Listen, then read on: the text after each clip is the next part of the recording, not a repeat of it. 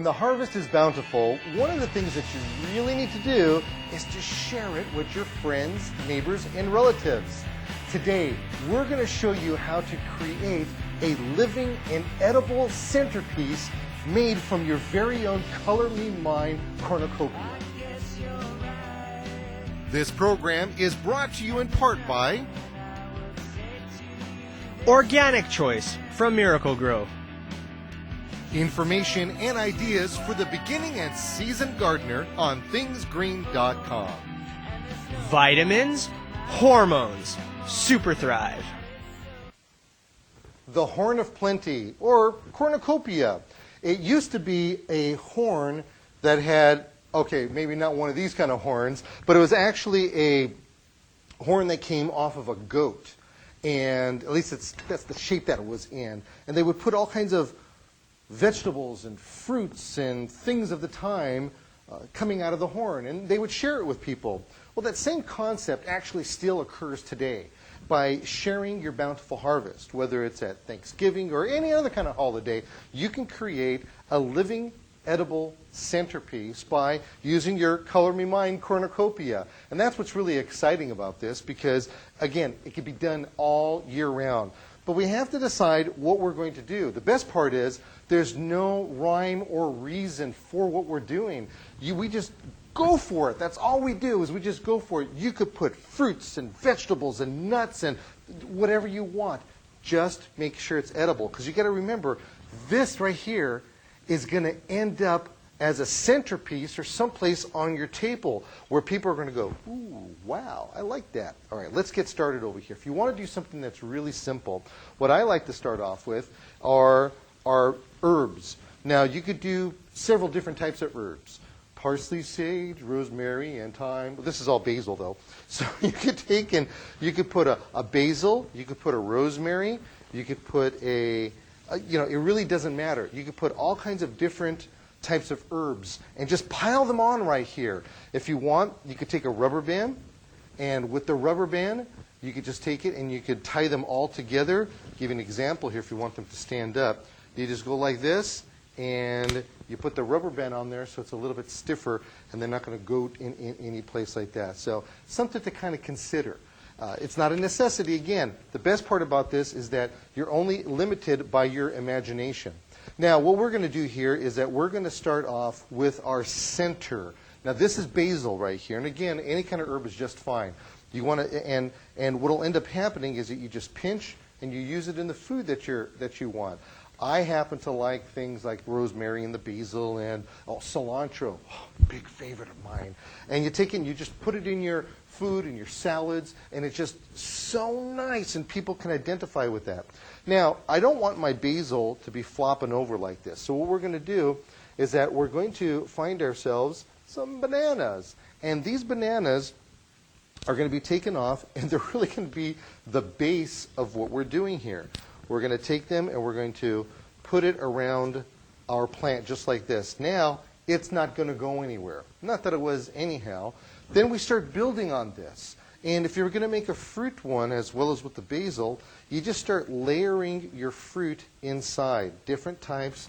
Take the colors of the fruits and put them around and put them in different types of contrasts over here. And you can tell just as we're just beginning over here how beautiful that is with the color of our plate, with the color of our apples and tangerines, and you could put oranges in here. The sky's the limit. Now, if you're doing it for Thanksgiving, a lot of times we use things like these kind of fancy schmancy pumpkins. They're little pumpkins, not very edible. You start gnawing on these, you're not going to get very far.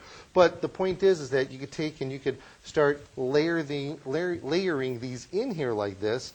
And again, it makes just a beautiful type of centerpiece.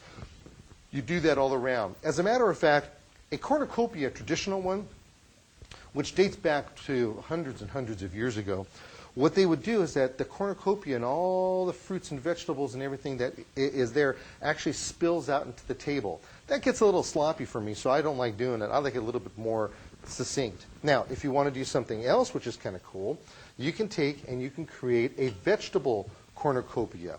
Now, your vegetable cornucopia is by taking things like your squash. And you take your squash and just trim off the end. Then what you'll do is you slice it. And as you're slicing, this kind of squash makes a very, very tasty thing to put on the table. And of course, you have a dip nearby. Once you got that dip, oh man, you're rocking and rolling with that. And then what you'll end up doing is you'll cut it all up like this. Then you take it and you layer it inside, just like this. And then you could put different types of squash. Look at this. Look what we're doing over here. Is this beautiful or what? We're going to use our different type of squashes. We could use cucumbers. You could. Tomatoes are kind of hard to put in there. If you get a tomato like one that doesn't have a lot of juice to it, maybe you can go that route. But for the most part, we're just going to go like this, and we're cutting that up. And then again, we take it and we just kind of put it around like this. And then people will come out and they'll just take it, they'll dip it, and they'll eat away. Yeah, it tastes actually pretty good without doing something like that. Now, another way of doing this is by taking, and again, you put all your flours. And the best part about this is it's so quick, and you can have kids do this too. You put all your different vegetables in here. You put your different stuff. You take your bell peppers, put your bell peppers in there. And just look how beautiful this ends up becoming. Put them all the way around, and so everybody can see it from every side. And what I like to do is to really make this thing shine. Next thing we do is that we could take rose petals. Now remember, rose petals are edible, as long as they have no pesticides on them. You've grown them with no pesticides. And then you just decorate like this. Throw them around. I mean, is this dynamic or what? This kind of information you're just not going to get anywhere. Now, the whole top of the thing, this is like the cherry on the cake. What you're going to do is you're going to get yourself a rose. You'll take and you'll strip off all of the thorns off the rose. You've got to be careful about that. And then you could take this and just stick it right into the center like this, and look what ends up happening. You end up having yourself, got to be careful you don't go crushing things. You'll end up having yourself just a beautiful little centerpiece like this. Anybody can do that, and especially you can. So go to your Color Me Mine store, get yourself your cornucopia, paint it all up to the design that you want, and now you've got a beautiful, living, edible centerpiece for the holidays or any day.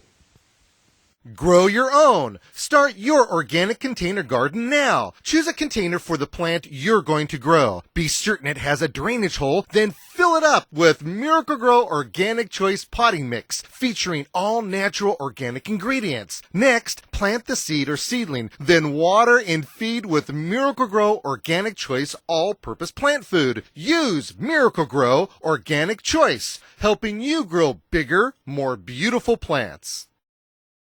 When you log on to thingsgreen.com, don't forget to visit Things Green TV. There, you're going to find moving pictures and interviews with celebrities and a whole lot of how to do things. That's on thingsgreen.com. Color Me Mine, the paint-it-yourself ceramic store. The art of having fun. Super Thrive, unique extra life, transplanting, and maintenance. Impossibilities made easy. 1,800 60 to 75-year-old trees dug up from grounds of 20th Century Fox Studios, stockpiled in weather for 2 years, replanted along city streets. The landscape architect and contractor reported not one sick or dead tree at any time. Only Super Thrive could have done this, or even approached it. Super Thrive. Ask for it by name at your local garden center or nursery.